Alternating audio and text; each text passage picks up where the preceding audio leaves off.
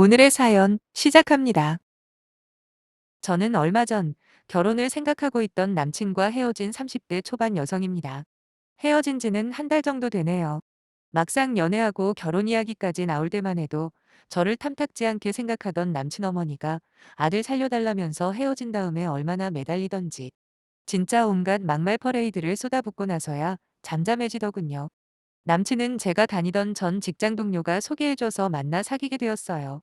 저는 전문대를 나와 작은 업체에서 격리를 몇 년 했었거든요. 하지만 월급도 박봉이고 근무 환경이 너무 안 좋았어요. 툭하면 야근에 제가 잘못한 것도 아닌데 제 손을 거쳤다는 이유만으로 모든 서류의 오류까지 책임져야 하는 상황에 지칠 때쯤 저는 새로운 꿈을 꾸게 되었죠. 그건 바로 이직이었습니다. 하지만 전문대 졸업장밖에 없는 제가 이직을 해봐야 비슷한 수준의 회사들 뿐인 걸 잘 알았기에 그때부터 저는 각종 자격증 준비를 시작했고 틈틈이 영어 공부도 하며 제 이력서를 채워나갔어요. 그리고 그런 노력이 통했는지 운 좋게 지금의 회사에 입사를 할 수 있게 되었습니다. 전에 다니던 회사에 비하면 연봉도 배에 가깝게 올랐고 추가 근무 수당부터 인센티브까지 엄청나게 좋아졌어요. 이제는 부모님께 용돈도 넉넉하게 드리면서도 전보다 훨씬 많은 돈을 미래를 위해 저축하며 살고 있습니다. 저와 반대로 남자친구는 서울의 명문대를 나오긴 했어요. 하지만 학교 생활을 형편없이 하는 바람에 졸업 학점도 낮고 변변한 자격증이나 스펙으로 내세울 만한 게 딱히 없어요. 그러니 대기업은 꿈도 못 꾸고 그냥 평범한 중소기업을 다니고 있습니다. 그런데도 남친 어머니는 자기 아들과 제가 학벌이 너무 차이가 난다며 연애 초반부터 절 탐탁치 않게 생각하셨어요. 한 번도 얼굴을 본 적 없는 상황에서조차 남친에게 그랬다고 하더라고요. 그냥 저랑은 연애만 즐기다 나중에 결혼은 저 말고 수준 높은 여자랑 하라고요. 솔직히 어느 부모든 자기 자식이 최고라고 생각하는 거 이해해요. 하지만 저에 대해서 뭘 아신다고 저런 식으로 말하는지 남친 어머니도 이해가 안 되었고 그보다 더 이해가 안 된 건 바로 남친이었네요. 자기 엄마가 설령 그런 생각을 가지고 있다고 해도 굳이 저한테 미주알 고주알 전부 말할 필요는 없잖아요. 들어서 기분 좋은 소리도 아닌데 말이죠. 하지만 남친은 똥인지 된장인지 구분도 못하고 자기 엄마가 저에 대해서 안 좋은 소리 한 걸 그대로 다 저한테 전달하더라고요. 참다 못해 제가 그랬어요. 나랑 헤어질 생각이면 모르겠는데 계속 만남을 이어갈 생각이면 알아서 걸을 건 좀 걸으라고 말이에요. 처음 보여주는 저희 화난 모습에 남친은 바로 미안하다고 사과를 했고 그 뒤로는 자제를 하더군요. 그때 알아봤어야 했는데 말이죠. 남의 소중한 딸한테 그런 막말을 하는 남친 어머니나 그걸 그대로 전해주는 남친놈이나 그나물의 그 밥이라는 걸요. 하지만 그때만 해도 연애를 막 시작한 단계여서 거기까지 생각이 미치지 못했나 봅니다. 그러다 한 번은 남친이 그러더라고요. 자기 엄마가 저를 보고 싶어 하신다고요. 아니 그렇게 저에 대해서 안 좋게 이야기하던 분이 웬일로 나를 보고 싶어 할까 궁금했죠. 그러면서 한편으로는 이제 나를 자기 아들 여자친구로 인정을 해주시는 건가 하며 반가운 마음도 있었고요. 그래서 날 잡아 한번 찾아갔죠. 그래도 처음으로 얼굴을 뵙는 거니 과일 바구니도 제일 고급으로 샀고 옷도 최대한 얌전해 보이는 정장을 차려입은 뒤 방문을 했습니다.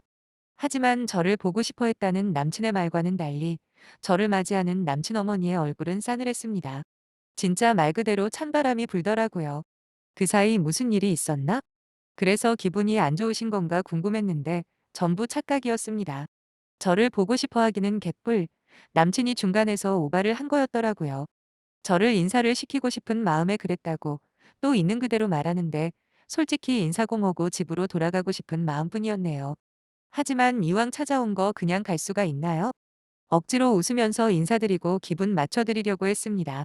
마침 저녁 식사 준비에 한창이시길래 뭐 도와드릴 거 있냐고 여쭤봤더니 저를 쳐다보지도 않은 채 그냥 손님이니 앉아있으라고 하시더군요. 그래서 어색하게 남친 아버지와 남친이랑 식탁에 앉아 있었는데 식사 준비 시간이 어찌나 길게 느껴지던지요. 겪어보신 분들은 잘 아실 거예요. 환영받지 못하는 자리에 억지로 있어야 하는 그 불편함을 말이에요. 그렇게 얼마 후 식사를 시작했지만 저에 대해서 궁금한 게 하나도 없으신지 아니면 물어볼 가치도 없는지 아무런 말씀도 안 하고 밥만 드시는 겁니다. 분위기가 이상하다는 걸 눈치챈 남친이 자기 엄마에게 뭐 물어볼 거 없냐고 분위기 전환을 시도하더라고요. 하지만 남친 어머니는 어차피 결혼할 거도 아니고 잠시 사귀기만 하는 사이 아니냐며 궁금한 게 전혀 없다고 하시네요. 남친 아버지 역시 아무 말도 안 하시고요. 아니 사람 불러다 놓고 이게 무슨 똥매너인지 그렇게 아무 의미 없는 인사를 드리고 난 뒤 돌아오는 길에 남친에게 화를 내며 따졌습니다. 보고 싶어 하지도 않는데 왜 나를 그런 자리에 데려갔냐고요. 그랬더니 남친은 조만간 저와 결혼을 전제로 사귄다고 선언을 할 예정인데 그 전에 인사를 한번 시키고 싶었다는 헛소리를 하더라고요. 전 너무 황당했죠.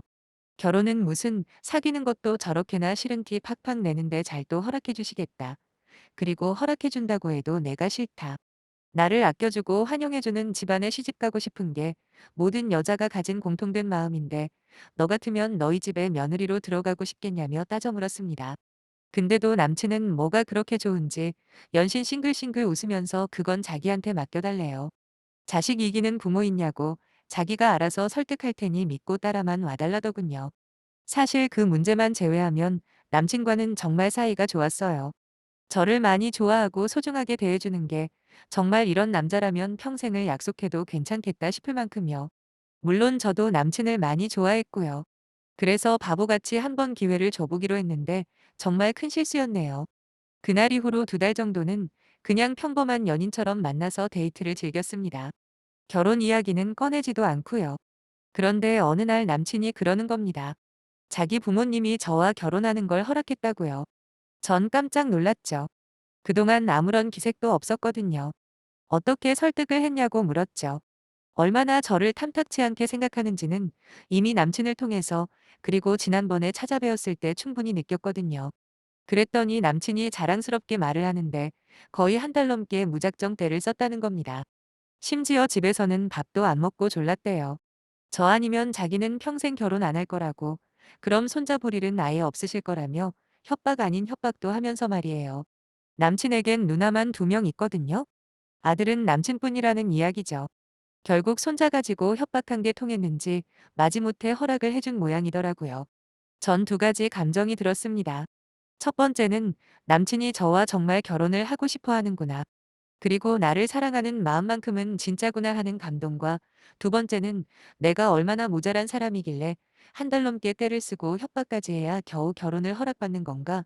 뭐 그런 자괴감도 같이 들었는데 그때는 자괴감보다 감동이 더 컸나 봐요. 저 역시도 남친과의 결혼을 구체적으로 생각하기 시작했거든요. 하지만 당장 결혼할 건 아니라서 저희 부모님께는 말씀 안 드렸습니다. 지금 생각해보면 정말 잘한 일이죠. 1년 정도는 연애를 지속한 다음 그 후에 제대로 결혼 준비를 하자고 했어요. 사람 마음이라는 게 참 웃긴 게 그동안 결혼에 대해 아무런 생각 없이 살아온 제가 어느 순간부터 저도 모르게 결혼식장이나 요즘 신혼여행지가 어디가 좋은지 등등 결혼에 관련된 것만 검색을 하는 겁니다. 그리고 평소에는 관심도 없던 부동산 동향까지 알아보기도 하고요. 그렇게 남몰래 혼자 결혼에 대한 기분 좋은 상상을 하는 와중에 남친 어머니가 밥 한번 먹자고 부르셨습니다. 안 그래도 한번 찾아뵐까 했던 저는 조금은 겁이 나긴 했지만 어차피 남친과 결혼을 할 거라면 피할 수도 없다 생각해 용기 내 찾아갔습니다. 확실히 지난번과는 분위기가 많이 달라진 걸 느낄 수 있었어요. 저번에는 초대받지 않은 자리에 온 불청객 같은 느낌이었다면 이번엔 그래도 인사도 받아주셨고 그때는 그냥 된장찌개에 생선구이 정도만 하셨는데 이번엔 솜씨를 좀 내셨더라고요. 월남쌈에 튀김 그리고 불고기까지 제법 많이 준비하신 걸 보니 정말 예비시가에 왔다는 실감이 났어요. 그리곤 어느덧 밥을 먹기 시작했고 드디어 질문들을 하시더군요. 하지만 첫 질문부터 뭔가 잘못되었다는 걸 깨달았죠. 저한테 처음 물어보신 건 어떻게 해서 4년제가 아니라 전문대를 가게 된 거냐였습니다. 사실 제가 고등학교 졸업할 때만 해도 저희 집안이 많이 어려웠어요. 저희 아빠가 친구분들이 정말 많으세요. 같이 하는 모임도 많고요.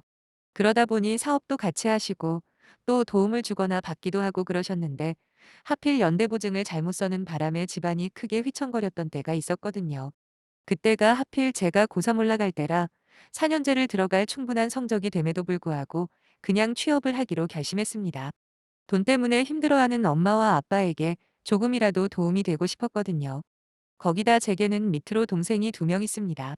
장녀인 저 하나 희생해서 빨리 돈을 벌면 동생들이 대학 갈 때 훨씬 나은 상황이 될 거라는 생각도 한몫했고요. 하지만 학교 선생님을 비롯해 엄마 아빠까지 그러시더라고요. 요즘 세상의 고졸로는 할 수 있는 일이 너무 적다면서 제 성적 정도면 전액 장학금을 주는 전문대는 충분히 찾을 수 있을 거다. 그러니 절대로 학업은 포기하지 말라고 설득을 하셨어요. 결국 저는 마음을 바꿨고 장학금 받으며 전문대를 졸업한 겁니다. 남친 어머니께 있는 그대로 말씀을 드렸죠. 물론 기분은 그때부터 좋지 않았고요. 직장은 남친보다 제가 훨씬 더 좋은데 그건 감안하지도 않고 오로지 전문대라는 이유만으로 무시당하는 느낌이었거든요.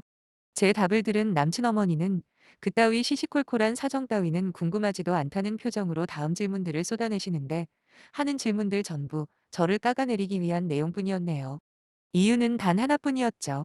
겨우 전문대만 졸업한 저에 비해 자기 아들 학벌이 너무 아깝다는 겁니다. 거기다 결혼하면 아이도 낳을 텐데 재수없게 제 머리를 담기라도 하게 되면 공부머리는 포기해야 하는 거 아니냐 하면서 별 시덥잖은 걱정까지 하더군요. 하지만 그런 무개념 발언을 내뱉은 남친 어머니보다 더 저를 화나게 한 건 바로 남친이었습니다.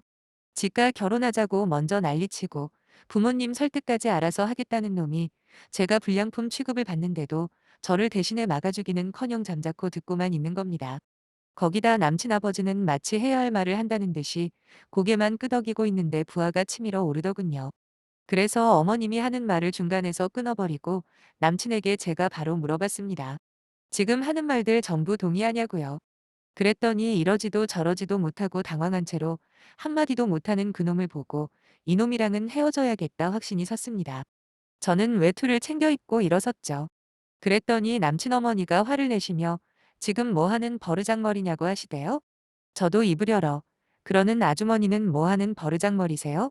그랬습니다. 남의 집 귀한 딸 데려다 앉혀놓고 그러고 싶냐고. 당신 아들이 명문대 나온 건 사실이지만 그건 한참 전의 과거 일이고 지금 다니는 직장만 봐도 내가 당신 아들보다 훨씬 더 능력이 있는 거 아니냐고 했습니다. 제 말에 화가 잔뜩 난 남친 어머니는 씩씩거리기만 할 뿐 아무 말도 못하고 있더군요. 저는 이왕 안 볼 사이인데 할 말은 다 하자는 심정이었죠. 옛날에는 우리 집이 가난해서 4년제 못 가고 전문대 간 거는 맞다. 하지만 이제는 많이 회복해서 당신네만큼은 먹고 살만하다. 그리고 전문대 졸업하고 아무 노력 없이 살았다면 지금의 내 위치까지 올 수 없었을 거라 했어요. 그런데도 고작 전문대 나왔다는 이유로 사람을 하대하고 모자란 사람 취급을 하는데 그거야말로 버르장머리 없는 짓 아니냐 했어요.